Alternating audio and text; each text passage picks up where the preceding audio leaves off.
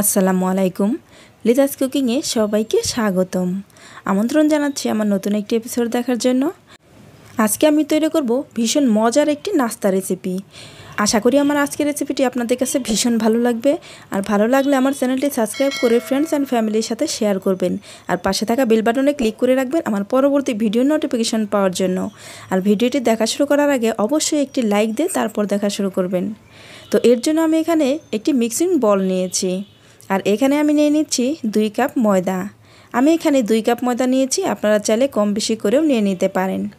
এবার এখানে দিয়ে দিচ্ছি স্বাদ মতো লবণ। লবণটা দিয়ে এবার আমি ওই ময়দার সঙ্গে ভালো করে মিক্স করে নিচ্ছি।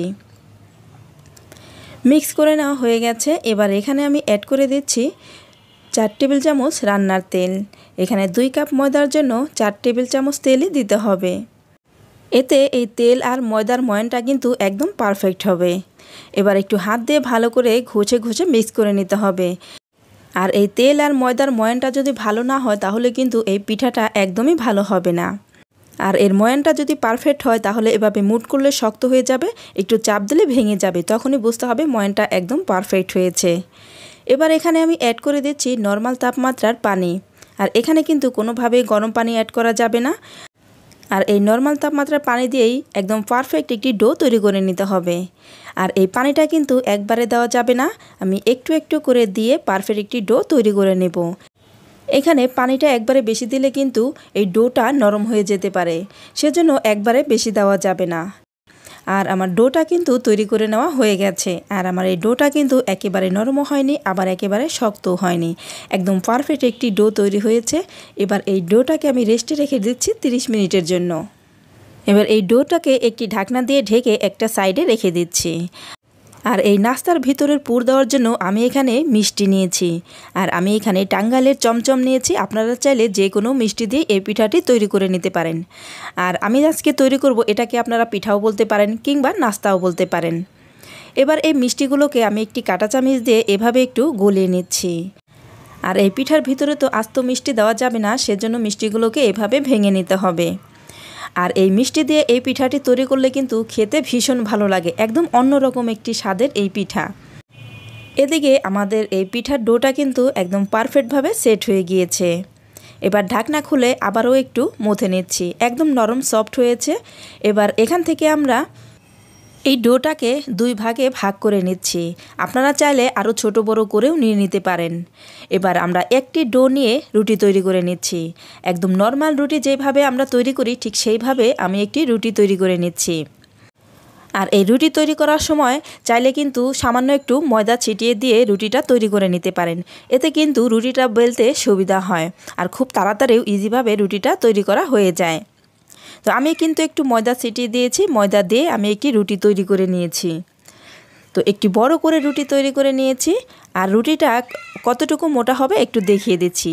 এই রুটিটা এর চেয়ে বেশি মোটা করা যাবে না, আবার এর চেয়ে বেশি পাতলাও করা যাবে না। এবার এরকম একটি কাটার দিয়ে আমি এই রুটিটাকে কেটে নিচ্ছি।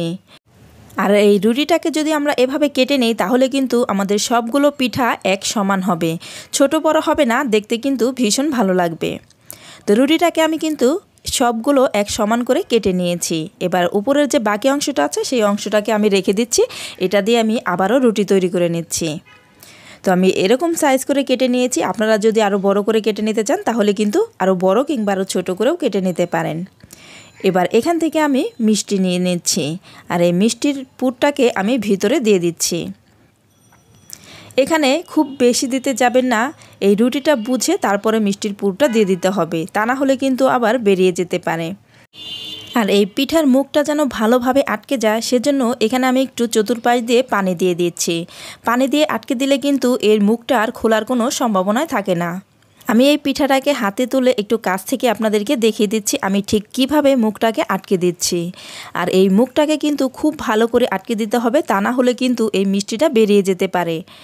আর এই যেহেতু আমরা এখানে পানি দিয়ে দিয়েছি, পানি দিয়ে মুখটাকে একদম পারফেক্টভাবে আটকে দিতে হবে, এতে করে ভিতর থেকে মিষ্টির পুরটা কিন্তু আর কোনোভাবে বের হবে না। তো আমার একটি পিঠা কিন্তু তৈরি হয়ে গেল। এবার এই পিঠাটিকে আমি একটা সাইডে রেখে দিচ্ছি। পিঠা তৈরি করা কিন্তু একদমই সহজ, যে কেউ এই পিঠাটি তৈরি করে নিতে পারবেন। আমি আপনাদের সুবিধার জন্য আরও একটি পিঠা তৈরি করে দেখিয়ে দিচ্ছি।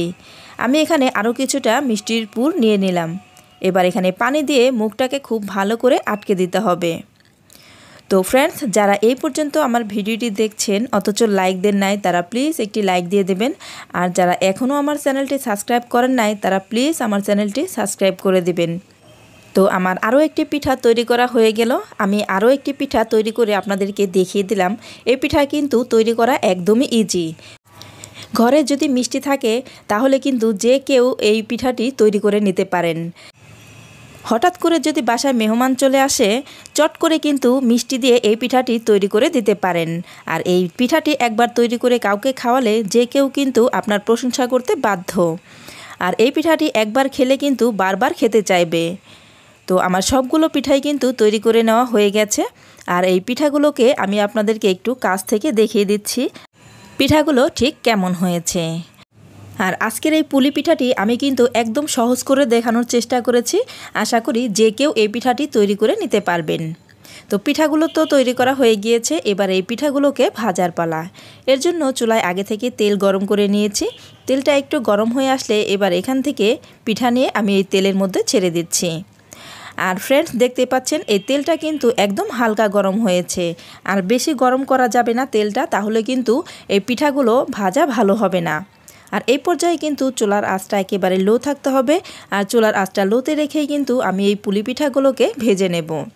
আর একটু বেশি সময় নিয়ে এই পিঠাগুলোকে ভেজে নিলে এই পিঠাগুলো কিন্তু একদম মুচমুচে আর খাস্তা হবে। এতে করে এই পিঠাগুলো কিন্তু খেতে ভীষণ ভালো লাগবে।